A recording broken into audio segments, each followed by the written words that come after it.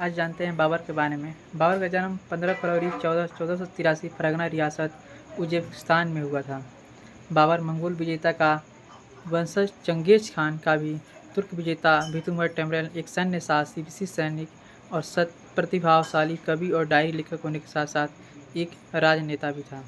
Babar Mongol मूल की बरलाश जनजाति से आया था, लेकिन जनजाति के अलग सदस्य तुर्की क्षेत्रों में लंबे समय तक रहने के कारण भाषा और रीति रिवाजों में खुद को तुर्क मानते थे। इसलिए बाबर, जिसे मुगल कहा जाता था, को अपना अधिकांश समर्थन तुर्कों से मिला और जिसने जिस साम्राज्य की स्थापना की उसका चरित्र तुर्की था।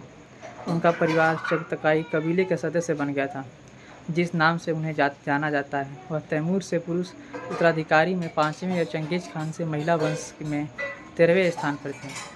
बाबर के पिता उमर शेख मिर्ज़ा ने हिंदू कुश पर्वत श्रृंखला के उत्तर में फरगना की छोटी रियासत पर शासन किया, क्योंकि तुर्कों के बीच उत्तराधिकारी का कोई निश्चित कानून नहीं था।